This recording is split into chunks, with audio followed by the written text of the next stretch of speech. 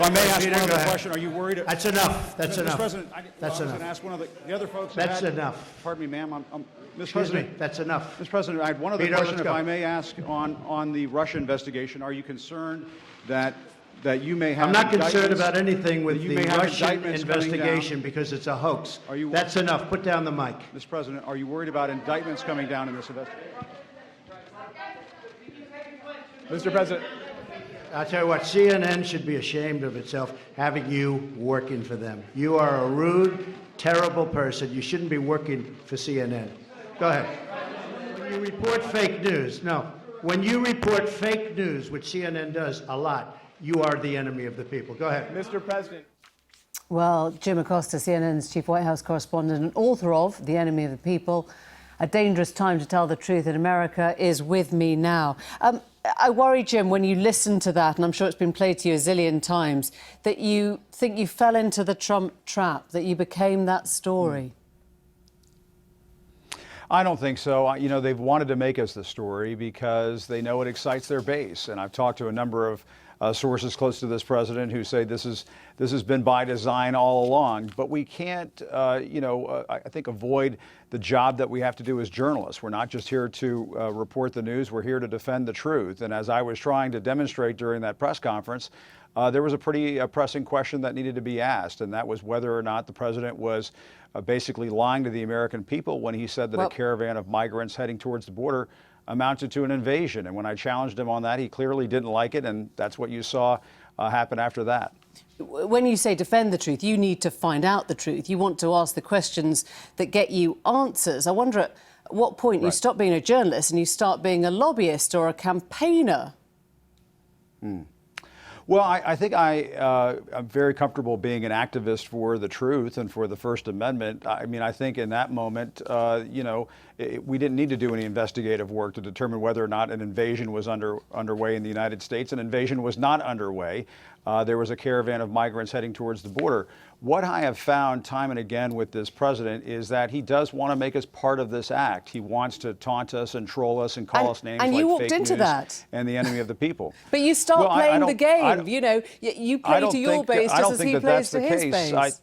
I don't think that's the case. I think if you look what happened at that news conference, he went after a number of journalists. One of my colleagues over at PBS here in the U.S. asked the president whether he was trying to play to white nationalists when he called himself a nationalist, and he proceeded to call that reporter say that reporter's question was racist.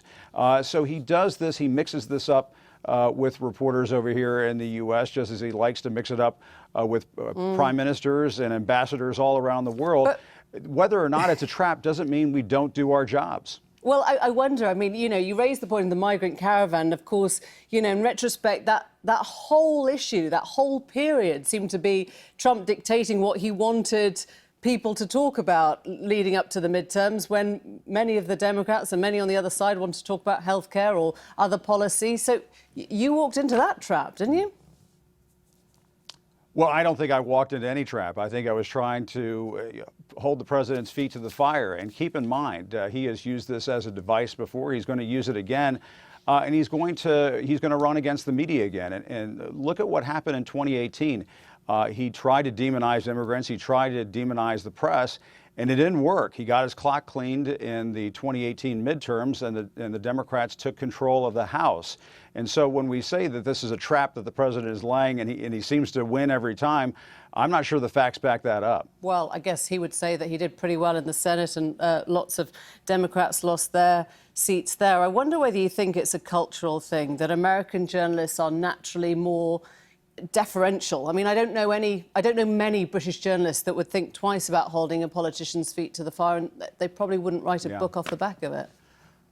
Well, I think that, and I've watched the British press do its thing over the years, and I think that we could use a dose of that here in the United States. I mean, listen, what happened with President Trump is, as a candidate, he called us the disgusting news media, the dishonest news media. He tried to roll that act into the Oval Office.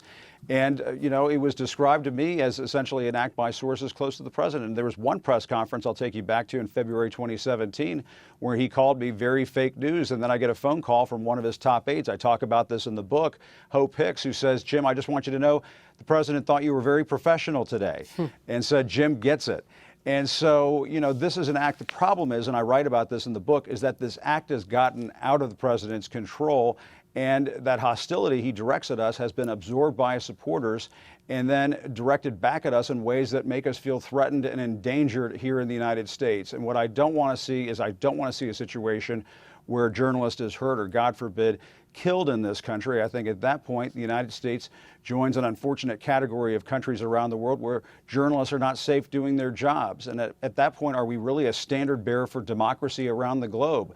I think those are very important questions to ask. And I think I can stay in my lane as a straight news reporter in saying all of that.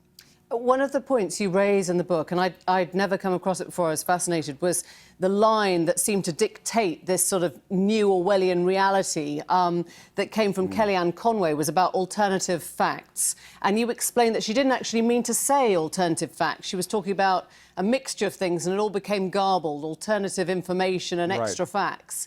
Do you think that we did the administration her an injustice by taking that and just running with it like it was, you know, the biggest falsehood we'd ever heard? Well, at the time, remember, the reason why she used that expression, and I talk about this in the book, was to explain why Sean Spicer, the White House press secretary, said that the president had the largest inauguration crowd of all time. And she said that that was an alternative fact that Sean Spicer was presenting to the American people. I wanted to give Kellyanne Conway her due. I asked her for an on-the-record interview, and I was very surprised that she gave it to me. And she said at that point she didn't mean to say that, but the term did come to, I think, cover a lot of ground over the last 2 years of the Trump administration. The president, according to the Washington Post, has uttered some 10,000 false or misleading statements since coming into office. And my goodness, what would be our sense of the truth and reality be in this country or around the world if we let all of those falsehoods stand? But, you know, Kellyanne Conway was very candid during this interview. She not only said she didn't mean to say that, she also took issue with the use of the term the enemy of the people. She wishes the president would use a different expression. She also said that it was against her conscience as a Catholic to see family separations happen at the U.S. border with Mexico, all of which raises the question, what is she doing working for the president of the United States? That's another but one it just for, goes to for a show longer you. night. Jim, we've run Yes, out of time, exactly. but we really appreciate you. Thanks for joining us.